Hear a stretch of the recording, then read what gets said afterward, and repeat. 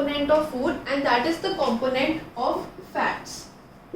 Basically, fats in any food item is the major component which provides us energy. That is why the fats are known as the energy giving food. So whenever we take any fatty component, any fatty food, we get energy. So it is based on various studies that an adult, basically the age from above 18 years, that is known to be an adult, and that adult needs around 35 grams of fats per day. That means that is the daily consumption of fats for any adult. If any adult consumes less than this quantity, he may not get that much energy to do various types of work. That means that person will become weak, or that person will not be able to do the various types of activities, and he may feel low. Low means he will not be able to do the energy and may feel loss in stamina. So that is why it is required that we take proper requirements of the fats as per our daily requirements. So this was about something about the fats. Now let us take the examples in which we can find the fats. So first main example is the ghee. You can say ghee, butter, even milk. These are the three main components in which we can find the fats, and we almost and that is why it is required. It is said that we should consume milk daily. That is why milk contains both the proteins as well as the fats. So it is actually a daily requirement of proteins and the fats. Now if we take the case of the egg. In egg you can see there are two parts. One is the white and the other is the yellow. Now the white part is known as the albumin and yellow part is known as the yolk. You can simply remember like this: yellow starts with Y and yolk also starts with Y. So yellow part is known as the yolk. Now in the case of egg, the yolk is known as the component which contains the fat. So the various components that contain fat are the milk, butter, ghee and the egg yolk. So these are the requirements we should take in our daily lives to get the energy, because fats are the energy giving food. Now when we have discussed the fat, now let us discuss what is the importance. So first importance was that they are the energy giving food. The next importance of the fats are that if we take, suppose I have told you that 35 grams of fat are required for any adult. But if we consume less of that fat, then that we may become weak and low in stamina. But what will happen if we take more of the fats? Suppose on a particular day, any particular human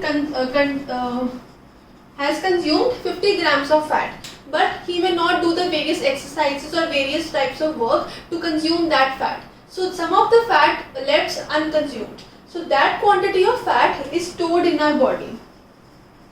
So that means fats on a particular day, if we do not require some quantity of fat, that fat is stored in our body, and that fat can be used another day in which we require that energy. So for example, the daily requirement is 35 grams. On a particular day I am not doing any type of work, that means the fat is not being consumed.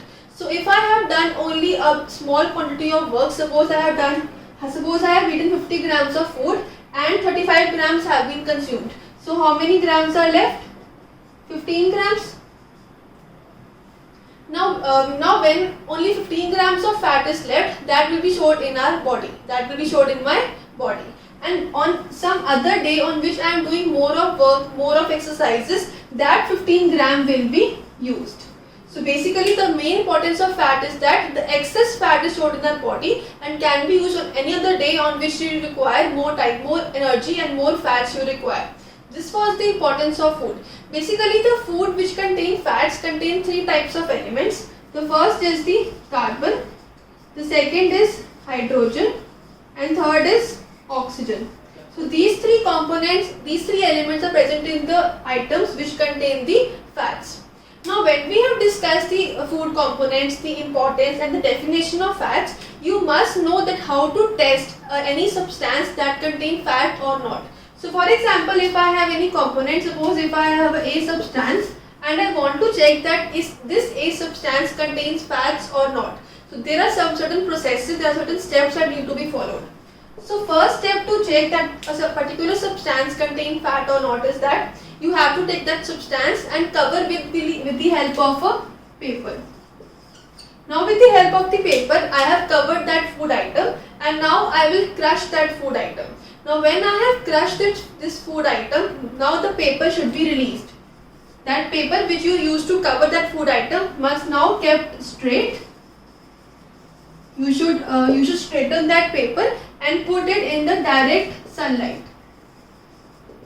Now when that paper is straightened and with the help of the sun, you must observe for a few minutes. Now what will you observe? After a few minutes you will find that there are certain yellow spots, or we can say there are certain oily spots on that piece of paper. If you find any oily spot on that piece of paper, that means the food item contained fats. If you don't find any type of oily substance, that means the food item is fat free. There are no types of fats in that food item. So this was the test for the presence of fat in any compound. You can take the you can take the material, the food item, cover with the help of a paper and then crush it. Now when you have crushed it, you have to straighten the paper, and with the help of sunlight you have to see the effect on that paper. If you find the yellow spot or the oily spot, that means there was presence of fat, otherwise there is no presence of fat in that food. These were certain components, certain important facts about food. We have discussed the definition of food, that they are the energy giving foods. We have discussed the requirement of food, that is 35 grams for an adult. The growing children require more energy, that means they require around 45 grams of food, the growing children. And then the food items which contain fat are butter, ghee, milk, the egg yolk contains fat. Then we have discussed the importance of fat, that means they are stored in our body and they can be used whenever you require or whenever you do more exercises. And then we have discussed the test for the presence of fats.